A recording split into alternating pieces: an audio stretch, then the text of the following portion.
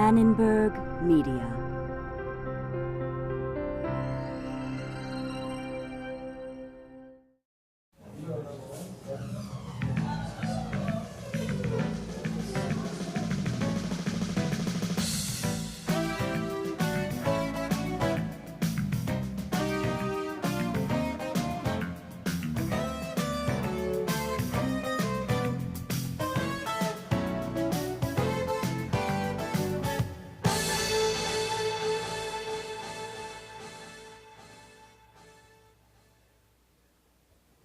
Imagine the federal debt. Imagine being able to handle this huge number this easily. We already know a shorthand for large numbers, English. A simple word allows us to condense our expression. But that's about it. I can't really do anything with it. In the last program, we began to learn about the language of algebra. In this program, we'll learn an important addition to that language, exponents. Like the words billion and trillion, exponents are a shorthand. But unlike words, exponents are a mathematical shorthand. They not only provide an easier way of writing large expressions, they allow us to perform calculations. In this program, we'll learn about exponents and see them used in a wide variety of applications. We'll learn rules for multiplying and dividing expressions with exponents. We'll learn about radicals and how they relate to exponents. And we'll learn about expressions with rational exponents. Now, exponents appear often in algebra. We'll find them used with numbers, variables, and expressions. The general form is b to the x power. B is called the base, and x is the exponent.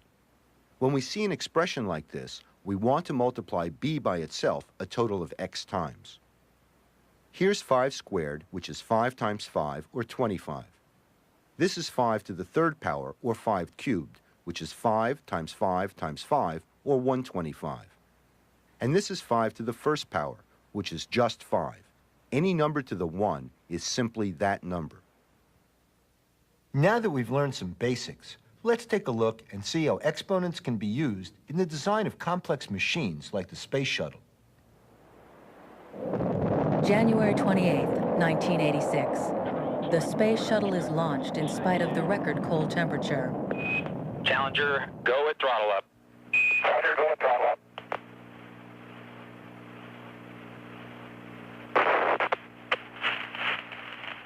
A tragic day for America. An investigation began immediately, and the culprits were soon discovered: the O-rings. The shuttle is propelled into orbit by rocket boosters. These boosters are in sections held together by field joints. Within these joints are the O-rings, seals that were supposed to contain the burning fuel. Could the O-ring failure have been predicted? One of the things investigators discovered was that NASA failed to use the mathematics of probability. Let's see how probability could have been used to assess the launch on that record cold morning. Researchers have gone back over NASA's records and computed the probability of success for individual parts. For a single field joint, which includes the O-rings, the probability of success, P, was 0.977. Now, this probability is for just one field joint. But in the space shuttle, there's more than one field joint, and they must all work together. Here, mathematicians turn to a law of probability. To figure out the probability of success for a number of parts that all must work, we multiply the probability for each part. For example, let's look at the rocket boosters which propel the space shuttle into orbit. One booster has 3 field joints, so the probability of success is 0.977 times 0.977 times 0.977. Now that we've learned about exponents, we can write this more efficiently as 0.977 cubed. Now, in the space shuttle, there are actually 2 boosters, each with 3 field joints, and both boosters must work for the shuttle to fly. The probability of success is 0.977 cubed for one booster times 0.977 cubed for the other booster. This is 0.977 cubed squared. Well, how do we handle an expression like this? One of the beauties of using exponents is that there's some handy rules that allow us to simplify multiplication and division. The first rule we'll learn is the power rule. The power rule says that when we raise a base to an exponent and then raise that expression to another exponent, the result equals the base to the product of the two exponents. We can use this to help with our shuttle problem. The power rule says 0.977 cubed squared equals 0.977 to the 3 times 2, or 0.977 to the 6th power, which is about 0.87. With 6 parts, the probability of success has dropped from 0.977 to 0.87. If NASA had known how low this probability really was, they wouldn't have launched the shuttle that morning. Here we see an unfortunate feature of complex machines. The more parts needed for the machine to work, the less likely the machine will actually work. One way to lessen this problem would be to design a machine with fewer parts. What if NASA designed a new prototype booster with 2 field joints instead of 3 and combined it with a regular booster? To figure out the probability of success, we multiply 0.977 cubed for the regular booster and 0.977 squared for the new booster. We're not raising one exponent to another, so we can't use the power rule. What we're doing is multiplying 2 terms with the same base but different exponents. And for this, there's another rule that provides a shortcut. It's called the product rule. The rule says that when we multiply a base with an exponent times the same base with another exponent, the product equals that base to the sum of the 2 exponents. Returning to the shuttle, the product rule says that 0.977 cubed times 0.977 squared equals 0.977 to the 3 plus 2, or 0.977 to the 5th, which is about 0.89. Our probability improves with 1 less field joint, but not by much. What would really make the shuttle safer is if each field joint had a higher probability of success. After Challenger, NASA redesigned the field joints to accomplish just that. Now, exponents helped us to understand the space shuttle disaster. They can also help with another problem. This TV, it barely works. I want a new one, but I don't have any money. I spent it all on this new furniture, but I do have a credit card. If I use it, I can hold off from paying until I earn some more money. Now, if I put the TV on my credit card and I don't pay right away, I'll get charged interest. That is an extra fee based on a percentage of what I owe. The TV I want costs $400, and the interest rate per month is 1.5%, or 0.015. So after the first month, I'll owe $400 plus interest I. To figure out the interest, I multiply 0.015 by 400, which is 6. So the total amount I owe is $406. If I don't pay it the second month, you might think I should owe $400 plus 6 for the first month's interest, plus 6 more for this month's interest, for a total of $412. Well, it doesn't work that way. Banks usually compound interest. That is, if I don't pay the amount I owe, the interest from the month before is now considered part of the amount I must pay interest on. So after the first month, I'll still owe $406. But after the second month, I'll owe 406 plus 0.015 times 406, which is 6.09, for a total of $412.09. Okay, so it's only an extra 9 cents. Not a big deal now, but after 3 years, the difference compounding makes is over $67, and after 20 years, the difference is over $12,000. Growth like this has a special name. It's called exponential growth. We call it exponential growth because there's an exponent in the equation that describes it. But there's more to it. Exponential growth means tremendous growth, at least eventually. Let's look at an equation that describes compound interest. Well, here it is, but I've deliberately put it in a more complicated form. We're going to need to simplify it. In algebra, we often encounter equations that need to be simplified. Let's look at it one step at a time. I have p to the 5th in the numerator and p to the 4th in the denominator. Again, we have a rule for exponents that will allow us to simplify this. It's called the quotient rule. The rule says that when we have a base with an exponent and we divide by the same base with another exponent, the quotient equals the base to the exponent in the numerator minus the exponent in the denominator. P to the fifth divided by p to the fourth equals p to the 5 minus 4, or p to the 1, which is just p. Now we can go back to our interest equation and replace p to the fifth divided by p to the fourth with p. Now let's look at c cubed divided by c cubed. Well, we know that when we divide anything by itself except 0, we get 1. If we apply the quotient rule, we get c to the 3 minus 3, which is equal to c to the 0. So to be consistent, c to the 0 has to be defined as 1. We call this the 0 power rule. Any number to the 0 power equals 1, except for 0. So 5 to the 0, 50 to the 0, negative 12 to the 0, all equal 1. Let's return to our interest equation. C cubed over c cubed equals 1. And thanks to the rules of exponents, we're left with our simplified interest equation. Here, P is the principal, the original amount in dollars, I is the interest rate, N is the number of interest periods, and T is our answer, the final amount of money. Let's use this equation to see what happens when I buy my TV. The TV costs $400. The interest rate is 0.015 per month. And let's say I can pay off the debt in 4 months, so N is 4.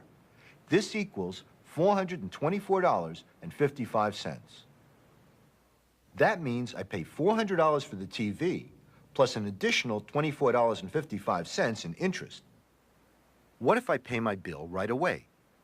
Well, the initial cost is $400. Interest is 0.015, and the number of months is 0.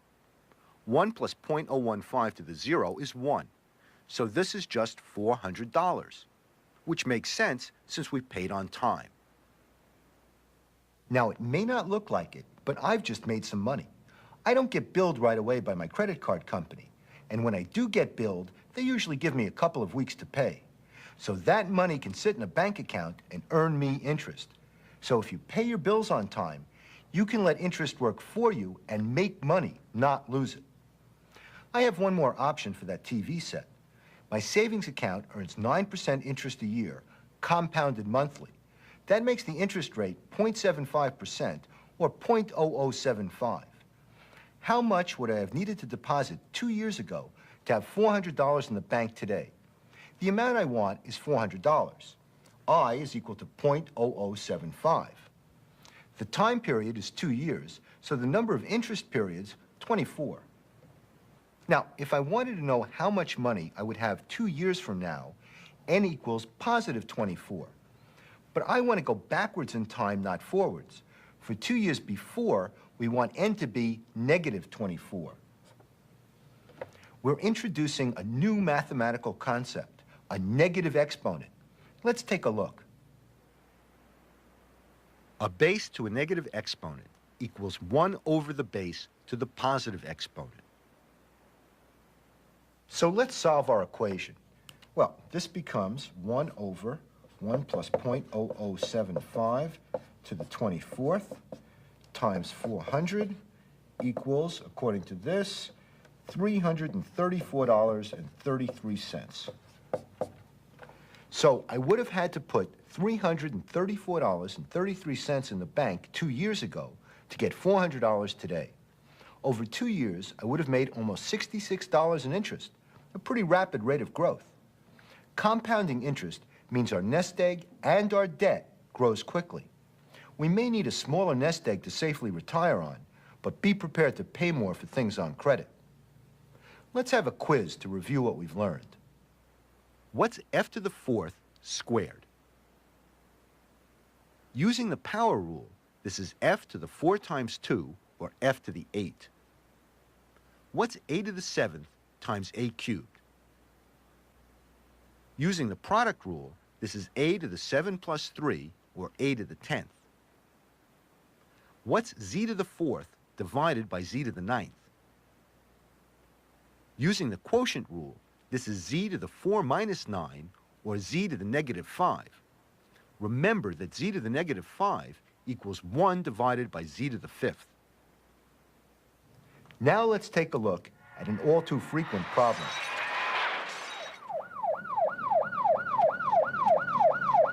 Hey, look at my car. Didn't you see that stop sign? It means stop and look. Look! You were going about 60 miles an hour. Hey, lady, where'd you learn to drive, huh? I'm gonna be late for the game. Game? I have work to do. Seems to be some problem here. Yeah, with her. I'm on the way to the ballpark, and Over here, please. Officer! and when? She pulls out of left field without even looking. Oh, and how fast were you going? About 30 to most. Yeah, thanks. And what's your story, ma'am? Look, I drive this way to work every day. As usual, I pulled up to the stop sign and I looked. She's lying. So I made my turn, and there he was, come barreling at me 60 miles an hour. 60 miles an hour? Well, pretty fast. He couldn't even stop. Look at the skid marks. Officer, I saw the whole thing. He was coming down straight, she turns around, and wham! And? And, what else? well, he came down the street, and she came around, and whammo! The car skidded, the tires were screeching and skidding, and the glass was flying all over. It was thank terrible. You can pick my report up when it's ready. Oh, and officer, This is your fault. This is your fault. I'll see you in court. Now, algebra is going to help us resolve this problem. And the solution is going to involve the application of a square root. If we're given a number, the square root of that number is the number we need to square in order to produce that number. Take the number 9. 9 equals some number squared. We'll call that number r for root. Here, r is 3. So the square root of 9 is 3. This symbol is called a radical, and it means take the square root of this number. Let's try another example. What's the square root of 16? Well, 16 equals some number squared. It's 4 squared. So the square root of 16 is 4. Now, there's another number squared that equals 16. It's negative 4. So the square root of 16 equals 4 and negative 4. All positive numbers have two square roots, a positive and a negative root. But when we use the square root sign, we're usually asking just for the positive root. Now, what's the square root of negative 16? The obvious choices are 4 and negative 4. 4 squared is 16, and negative 4 squared is 16. So neither one produces negative 16. I can't square a real number and get negative 16. So there is no real number solution. In fact, the square root of any negative number has no real number solution. This means we have to use care when we use square roots and avoid taking the square root of a negative number. Now that we know about square roots, let's see if justice prevails. This young lady came out of the street controlled by a stop sign and without due regard to public safety crashed into the side of my client's vehicle, causing over $2,000 damage to his vehicle, personal injury to himself, and causing him to lose time from work. My client was here, Mrs. Ruggles was here, impact was here. By state statute, chapter 136, paragraph 9, in the case Lincoln versus Douglas, my client had the right of way. Ipso facto, the blame is clearly on Mrs. Ruggles. I knew she was guilty. Evidence. Evidence. What is evidence? Is it opinion, or is it hearsay, or is it fact? Can we tell who's telling the truth here? And who's lying? This is an algebraic equation which relates the length of the skid marks to the speed the vehicle was traveling. It will prove that my client was a victim of this man's vicious, shameless driving. Ms. Ruggles, what does this equation say? It says that 5.5 times the square root of the length of the skid marks equals the speed at which the vehicle is traveling. I object. Grounds. Algebra is not the language of the court. Overruled. Ms. Ruggles, what did you do after the accident? I measured the skid marks. They measured 76 feet long. The length of the skid marks was 76 feet. The square root of 76 is about 8.7. 5.5 times 8.7 is approximately 48.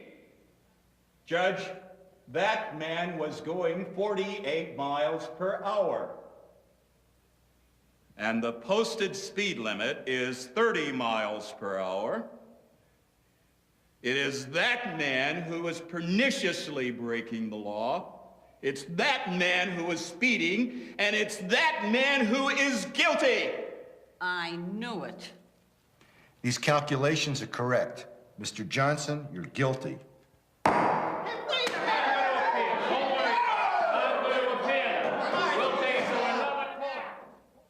It's nice to see algebra withstand the scrutiny of a renowned hanging judge. In this program, we've been looking at exponents and radicals. There's a reason why we discuss them together. We can actually represent a square root with an exponent. The square root of a number is equal to that number raised to the 1/2 power. Now, you might be surprised by seeing an exponent of a half. Mathematicians like consistency, and they've defined the square root to equal the 1/2 power because when they do this, the rules for exponents that we just learned still work. So we can use the 1/2 power instead of the square root sign, and when we do this, we can use the power, the product, and the quotient rules. Now, let's take this one stroke further. Rowing, the beauty, the grace, the algebra. For competitive rowers, the speed of a shell is proportional to the number of boaters. Because the forces that act on a shell as it moves through the water are complicated, there's an unusual exponent involved. Here's the equation. 16b to the 1/9 equals s. Here, b is the number of boaters, and s, the speed of the shell in kilometers per hour. Well, what does it mean to raise a base to the 1/9? We've just seen a base to the 1/2. Using the same concept, we can raise a base to the 1/3, the 1/7, or the 1 over any integer. And as we can represent b to the 1/2 with a radical sign, we can represent b to the 1 over x with a radical sign. We simply write the root number here. Here's -27 to the 1/3, which is the same as the cube root of -27. So what is -27 to the 1/3? -27 equals some number cubed. It's -3 cubed. So -27 to the 1/3 equals -3. Let's return to our rowing equation and look at an 8-boater shell. We'll replace b with 8. 8 equals some number to the 9th power, about 1.26 to the 9th power. So 8 to the 1/9 equals about 1.26. And putting 1.26 into our equation, we get 20.16. So an 8-person shell goes over 20 kilometers an hour. That's as fast as many motorboats. Pretty good for a boat powered only by oars. Now, you may not have noticed it, but we've been doing something different. We've switched sets of numbers. For the most part, we've been talking about expressions with integer exponents, like 5 squared or 12 to the 7th. But now we're using rational exponents, like 5 to the 1/2 or 12 to the 1/7. We need to be careful when we talk about different sets of numbers. Certain expressions with rational exponents don't have real number solutions. For example, we've already seen that a negative number to the 1/2 has no real number solution, and that's not the half of it. A negative base to the 1/4, the 1/6, or the 1 over any even number has no real number solution. And so we must use care with rational exponents to make sure we avoid even roots of negative numbers. Now, the same exceptions apply for the power, product, and quotient rules. While we can use the rules with rational exponents, they don't work with even roots of negative bases. Now, let's take a look and see how rational exponents can be used to predict the unpredictable. Tornadoes. Hurricanes. These storms cause billions of dollars in damage and tremendous loss of life. Meteorologists are working to improve the prediction of these storms, and one of their tools is mathematics. With the use of computers, they search for relationships between what they know how to measure and what they can't yet predict. One relationship they've found is between the size of a storm and the length of time the storm lasts. Here's the equation. 0.07 times d to the 3 halves equals t. Here, d is the diameter of the storm, and t the time the storm lasts. Well, what's this d to the 3 halves? What we have here is an expression with an exponent in the form x over y. The way to handle an expression like this is to break it up. We can first raise b to the 1 over y power, and then we raise that to the x power. Let me show you why we can split it up. Here's b to the 1 over y to the x. Using the power rule, this equals b to the 1 over y times x, or b to the x over y. So b to the 1 over y to the x is equivalent to b to the x over y. Now let's try an example. What's 8 to the 2/3? Well, it's 8 to the 1/3 squared. 8 to the 1/3 is 2, and 2 squared is 4. Now we know enough to use our storm equation. Tornadoes often form from severe thunderstorms. If a severe thunderstorm is 9 miles in diameter, how many hours should it last? The diameter of our storm is 9, so we'll put 9 here. 9 to the 3 halves is 9 to the 1 half cubed, which is 3 cubed, or 27. So we have 0.07 times 27, which is 1.89. So thanks to our rational exponent, we know that our severe thunderstorm and the threat of a tornado should last almost 2 hours. In this program, we've learned about integer and rational exponents. We've learned the product, power, and quotient rules. And we've also seen exponents appear in a wide variety of equations. And that's why they're so important. Knowing the rules of exponents can help us solve real-life problems. Exponents, no problem.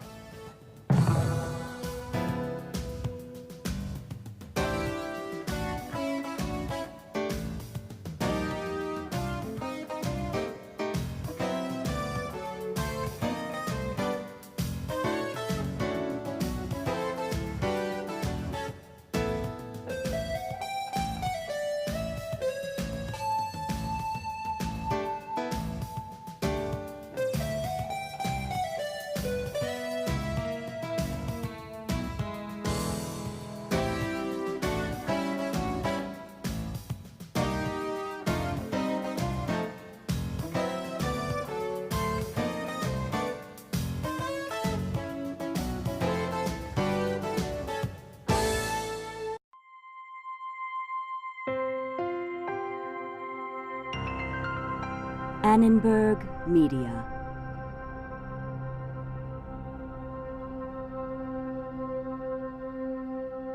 For information about this and other Annenberg Media programs, call 1-800-LEARNER and visit us at www.learner.org.